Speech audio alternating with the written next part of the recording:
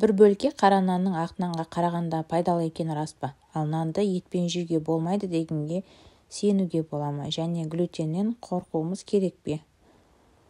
Толық ақпарат түсіндіретін боламыз. Біздің ойымызша нан тезірек тойуға және ұзақ уақыт тоқ жүруге көмектеседі. Сондықтан оған бас тартпау керек. Шындығында, егер артық салмағыңыз болса және оның ұлғайғанын қаламасаңыз, нанға шектеу қойған жөн. Нан айтарлықтай құнарлы тағам. Бастысы оны жұмсақ, сұрыпты ұннан жасайды. Өз кезегінде ол жылдам глюкозаға айналады. Нанның гликемиялық индексі жоғары, сондықтан қандағы қант мөлшерінің артуына, артық салмақ қосуға және бауырда май жиналуына ықпал етеді.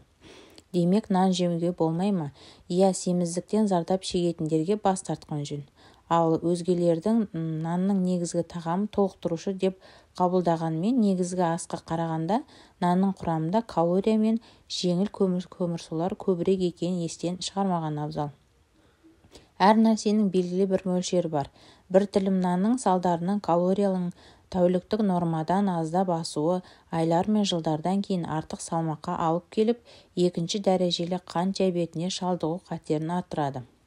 Ақ нанға қарағанда қара нан пайдалырақ деп ойлаймыз. Шындығында, екі нанның құрамы, көмірсулардың мөлшері мен құнарлығы бойынша бір-бірінен ешқандай айырмашылығы жоқ.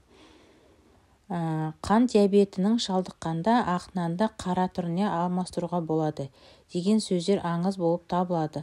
Олардың арасындағы жалғыз айырмашылық қара нандағы көмірсудың көзі қара бидай ұны. Ол қышқылырлық, сондықтан асқазан сөліне өңешке түсуінен зардап шегетіндерге аурудың асқынуын тудырады.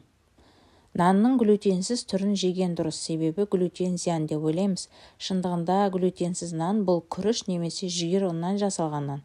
Жүгері ұнынан жасалған жұқа нан әлемдегі көптеген халықтардың асханасында ажырамас бір бөлшегі.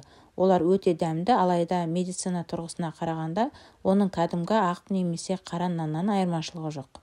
Бір ғана айырмашылығы олардың құрамында глютен, яғни кей адамдарда ішектің қабынуын тудыратын ағуы жоқ.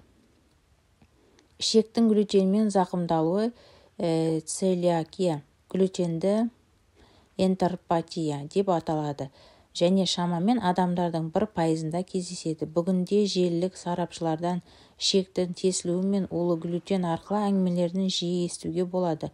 Олар глютенсіз диетаны қажет етпейтін адамдарға ағзаның глютенді көтере алмайтындығын дәлелдеген, немесе ол үшін антиденелерді анықтауға арналған қан талдауын пайдаланып, диетаның осы түрін ұсынып жатады. Ал шындығында, егер сізде мұндай диагноз анықталмаса, нанның қандай ұннан жасалғанын айырмашылығы жоқ.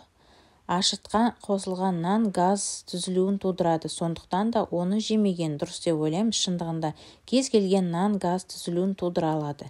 Ішектегі бактериялар нанның құрамында жеңіл көмірсулардан газ және сүт қышқылдарын жасайды.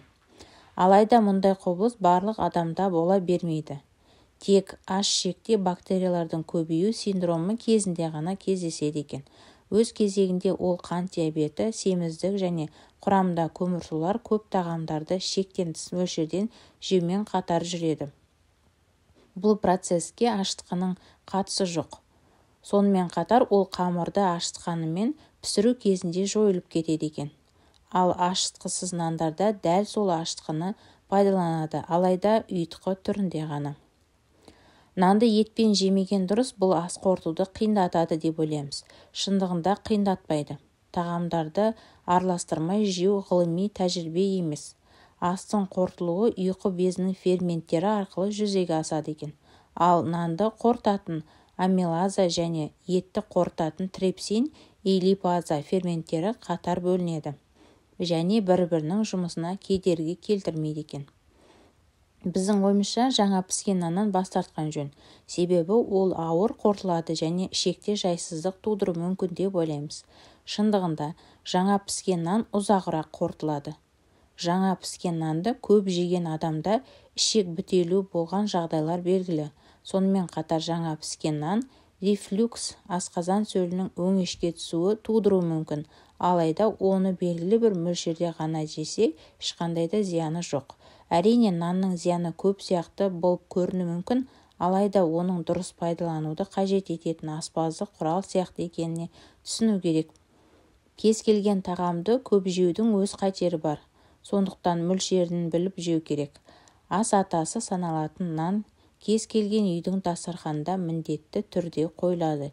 Егер оны көп жеудің зияны қандай екенін білсеңіз, қиындықтар болмайтыны анық.